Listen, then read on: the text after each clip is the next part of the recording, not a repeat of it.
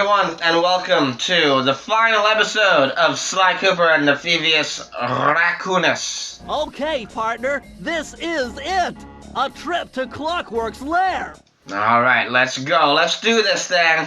We were on our way to the Krakara volcano in Russia. Krakara. While looking over what little information I had on the final member of the Fiendish Five, I began to notice something. In the 4 parts of the Thievius Raccoonus recovered so far, several of the pictures depict a shadowy owl-like figure, which looks very similar to the police images of the mysterious Clockwerk. Is this a strange coincidence, or is there something I'm missing? Let me ask you this. If the police are keeping tabs on Clockwerk and he's supposedly this immortal being, how did they not recognize that he, could be actually incredibly, supervillain dangerous? So this is pretty much becomes an on-rail shooter. Think you can blow him away and clear a safe path for us? Sure, Murray, but then why don't you also just stop the car? You know? If they're this noticeable and visible, then why don't you just not drive forward?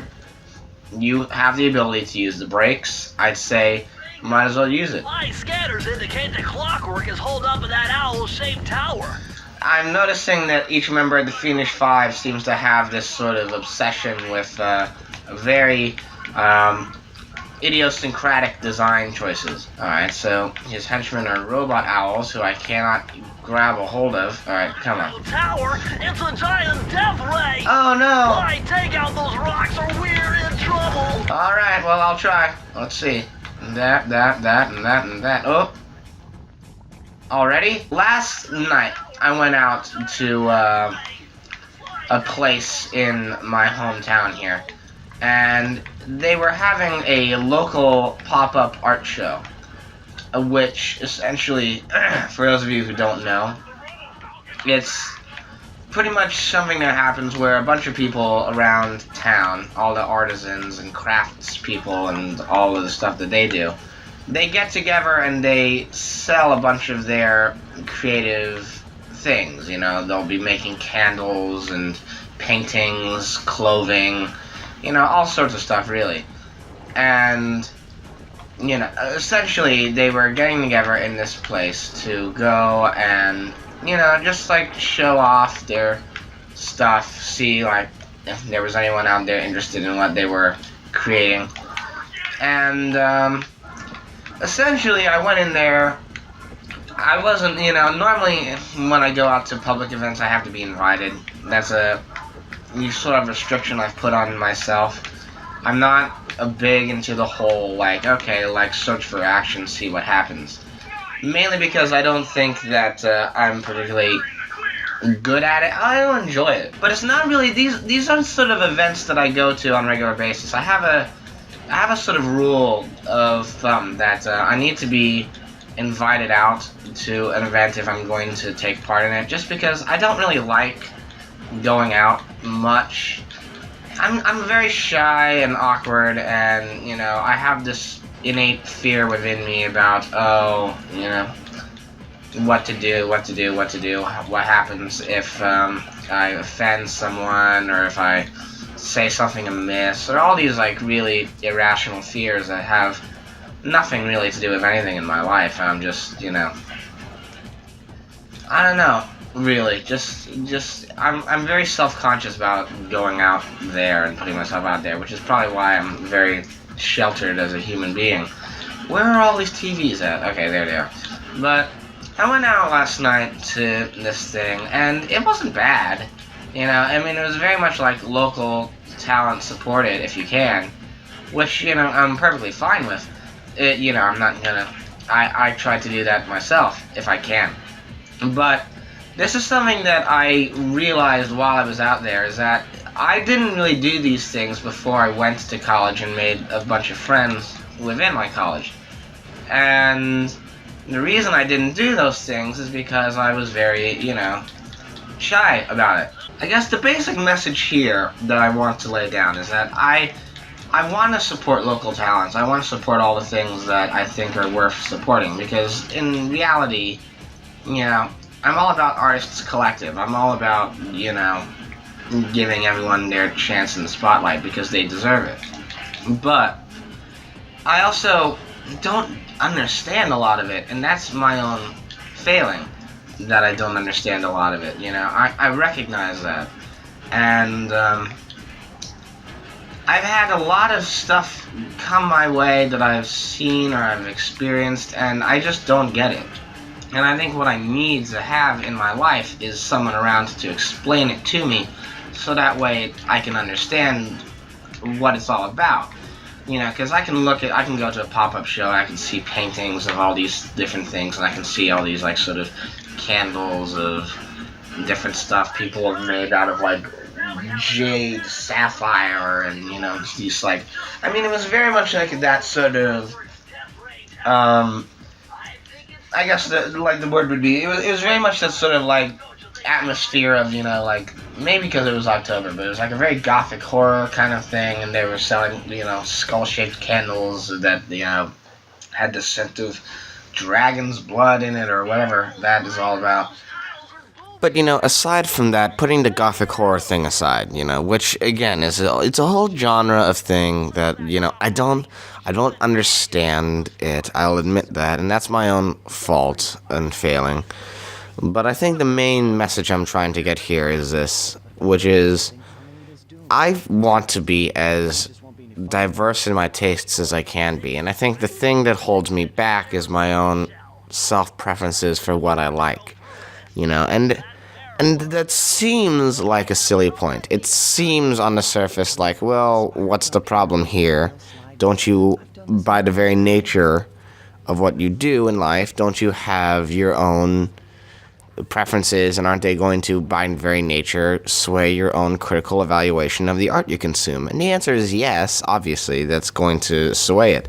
But I don't want to be limited to just my own perspective of what art is or what it should be. I like the idea that I can get a second opinion, and I can look at a painting and I don't know what it's supposed to be, and I can ask someone, what does this say to you? And then they can give me their own, you know, idea of what it is, and then I can take that and, you know, understand it a bit more. Because it's that kind of thing, like, you know, when they talk about how there was that one performance artist who, you know, submitted just a toilet as their art piece. Now, or urinal, whatever it was. Now, yes, for the uninformed, that piece is just, you know, just a urinal, and who cares? What is it supposed to mean? And then when you get the context of, oh, but this was made for, you know, it was a contest where anyone could make anything, and they were making a comment on, you know, what is art, what is da-da-da-da-da. You know, that I find fascinating. And then it puts it in perspective in such a way that I can understand where they're coming from. And it really kind of gives me a second look and a greater dimension of the art that I'm looking at. And I think that's what I'm kind of missing in life, is that I don't really have the kind of ability to look at paintings or look at sculptures and be able to really glean some great meaning from them. You know, the thing you have to understand with me is that I'm very much an interactive art consumer, which is to say that I dig performance art. Performance art makes sense to me because it involves some form of audience interaction. And again, that would relate also to my favorite loves of media, which would be film and music.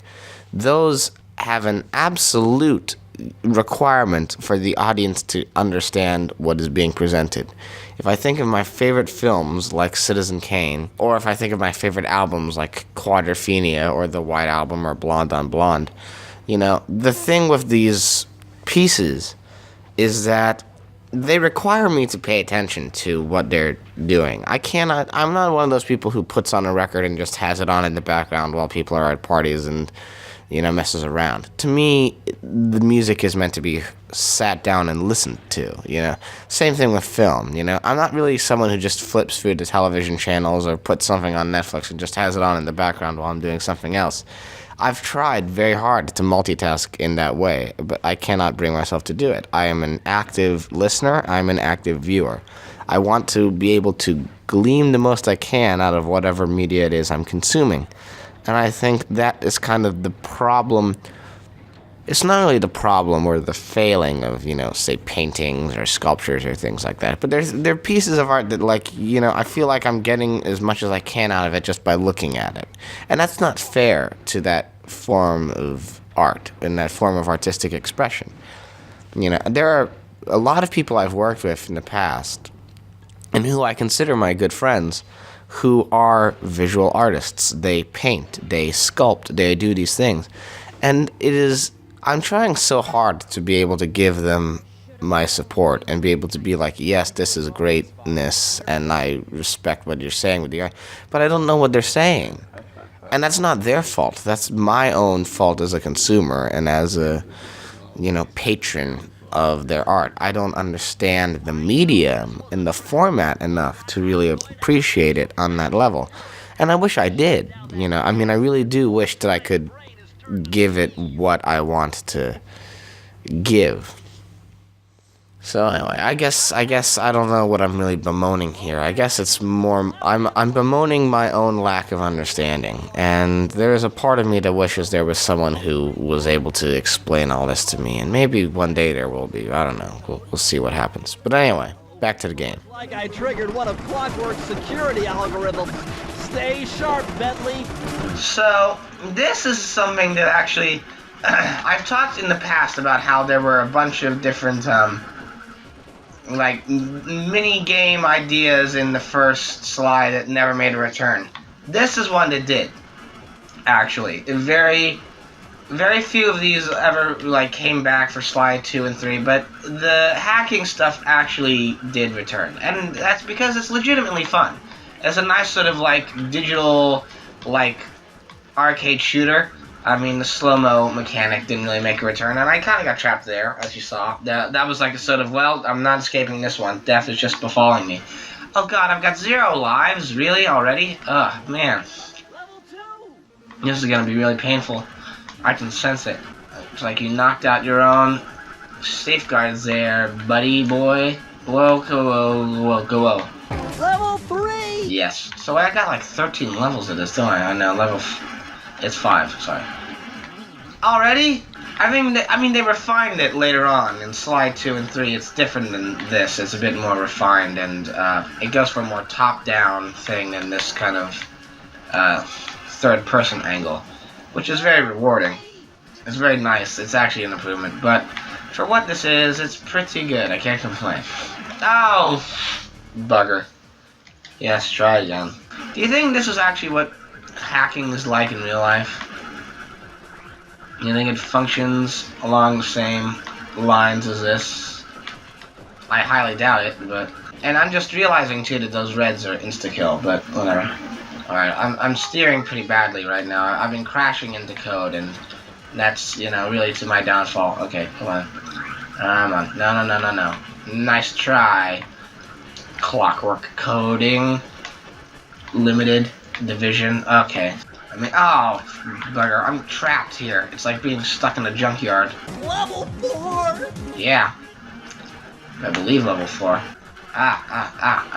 So nice. Alright, come on. Oh, man, if I get hit 2 more times, I'm done for. Come on, steer. Steer, you machine of mystery. Alright. Come on. I can make this. Just one more. Where is it? Of course it's up here. And come on. Yeah, boy! Yeah, boobie! I made this one. I'm the best. No code can stand before me. I feel like you said that earlier in this game. I'm unbeatable. No code can stand before me. Okay, don't get ahead of yourself, dude. So far, as of this game, you've unlocked 3 codes. And it was just as arrogant there as it was before. Alright, come on. Sly, I was wrong about you. Break me out of this force field by smashing its base, and I'll make it up to you somehow. Well. Turns out Carmelita learned subtlety after all. I don't get it, Cooper. I've hunted you for years, tried to throw you behind bars, but when you get a chance to leave me in a cage, you set me free. Why? Carmelita, we may be on opposite sides of the law, but you're not my enemy. Now, the homicidal robotic owl that built this death ray and nearly gassed us to death, that guy's on my list. I see your point. I kind of see it too, though I almost wonder, so what's Clockwerk's plan here? Because I get that at least the others had some criminal enterprise they were involved with, but he didn't build the volcano. What exactly, what do you need a death ray on a volcano for? Hey, it's been in my family for generations. Don't worry, Ringtail. I'll cover you while you get it back. If you can, make your way to the top of the death ray. I stashed my jetpack there before Clockwerk nabbed me. Now that we're a team at all, I'd hate to leave your side. Hold on. This truce is only temporary. Like the title of this part of the level. Coming after you. Really? Well, maybe I'll give you a 10-second head start. You know, hey, the law is fluid after all. Oh, he's running away for some reason. I don't know why, but he is. I guess he felt, hey, you did it fair and square. There's Carmelita's jetpack right where she said it would be. How'd you even get up there? Magnetronic support field for the death ray got destroyed as you were making a run for your cave. Oh, You'd better hurry. This whole thing is about to fall apart. okay. Better go quick then. Oh, well, I didn't even do that one. The game's playing itself, kids. The game's playing itself, John. The game's playing itself, John. The game's just playing itself, John. It's sinking fast. Climb, Sly, climb. Well, I'm gonna climb, Billy. I'll climb. I'm shocked that my voice was able to even do that right now, because it is pretty banged up. I'm digging the soundtrack. Alright. Alrighty, come on, have we done it? Yeah! Alright, we got it! Now, for real, the final level. Final battle, here we go. My controller's vibrating like crazy. A jetpack is easy to fly. Use the left analog stick to aim and steer, and press the square button to fire its rockets. Just like that. Sly! Behind you! Hi! Sly Cooper, you have escaped my gas chamber and destroyed my death ray. Remarkable. You Coopers always find a way to beat me. Always? So that was you in the background of all those old pictures in the Thievius Raccoonus. How old are you? I'm as old as the mausoleum. What? You're immortal? Revenge is the prime ingredient in the fountain of youth. I've kept myself alive for hundreds of years with a steady diet of jealousy and hate, awaiting a day when I will finally eclipse your family's thieving reputation. Also, rice and beans. They really helped out with my diet of hate there. You know, you needed some sustenance. Some good rice water always helps. Honestly, you just keep shooting. You just keep going for it. I already screwed it up, and that's on me. But you just keep firing. You don't stop until you get enough. And then Carmelita will have her shot pistol, little aiming thing there ready, and you can just go for it. Gun it. I wasn't planning on it, really, Clockwerk, but, you know, if you're there... Alright, move on.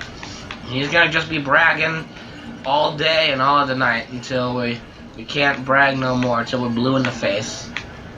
Alright, well, that's phase 1 down. Into the lava you go. Nice shooting, Sly! You got him! I think it's a bit early for that. No, is it? You're so familiar with my family. You must have known my father had a son. If you hated the Coopers so much, why did you let me live when you stole the Thievius Raccoonus? Because I wanted to show the world that without your precious book, the Cooper line was nothing. Ah, well, there's where you're wrong. The Thievius Raccoonus doesn't create great thieves. It takes great thieves to create the Thievius Raccoonus. There you go. Enough, Sly Cooper. It ends here. I will finish you like I finished your father. He's got a good Darth Vader voice there. I mean, it's a bit higher, but still. It will be Clockwerk. So, essentially, the reason why we're in this slot in the first place is because Clockwerk was undone by his own hubris. Oops. Cut that out. So, in essence, my takeaway here is... Well, I'm not really planning on escaping you. I'm planning on killing you. There is a fundamental difference there. But essentially, the takeaway I'm taking from this is that the only reason why we're in this scenario in the first place and why your mortal enemy is now killing you quite profusely is because you allowed your own hubris to just let you be stupid. You would think, you know, for someone who's been alive for so long, you would think that the wisdom that old age would grant you would cause you to be able to look past your own hubris and see the fault of your errors, and that you were, you know, you have victory right in the palm of your hand, and you're deciding to leave ultimate fate up to who really, you know, just your own competitive spirit. And that's going to be your undoing. That's your befalling right there. Oh well. Holy champ, Sly! You've got to get to his head and destroy it before his auto... I am. Well, sorry, Bentley.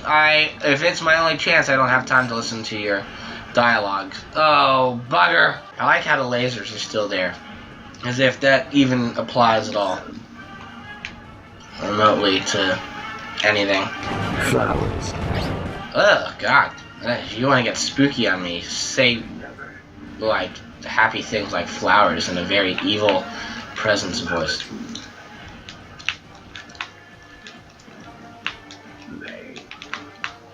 Oh no, what will that do? Not much, apparently. I will live. Oh, yes, you probably will, won't you? Immortal. Oh, well. Alright, let's take this out. Let's finish this up here. Let's wrap this all up nice and tidy and go on home. You will never be rid of me. Clockwerk is superior. Yeah, well, let's see about that. You're superiorly dead, I would say.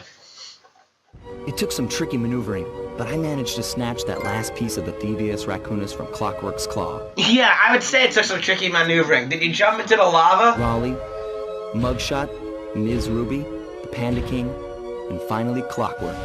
I'd beaten them all one by one and reclaimed my birthright. That's nice.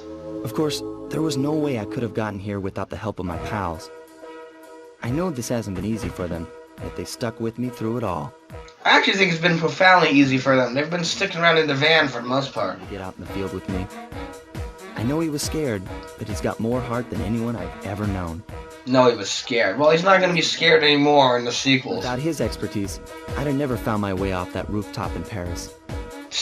What do you mean? Like, climb down? How about that? Who could ever forget the lovely Carmelita? Looks like we're not going to be friends anymore. Whoa, what was that scream from Murray there? We're back to playing cops and robbers. Oh, well. You win some, you lose some, you know. Slapped the handcuffs on me right then and there. But instead, she was true to her word and gave me that 10-second head start. Because the law is fluid, you know, and you can break it however much you wish. 7, 6, 5, 4, 3, 2...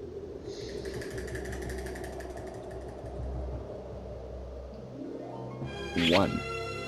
Well, well, well. I guess we're supposed to find that romantic, but it's kinda douchey of him.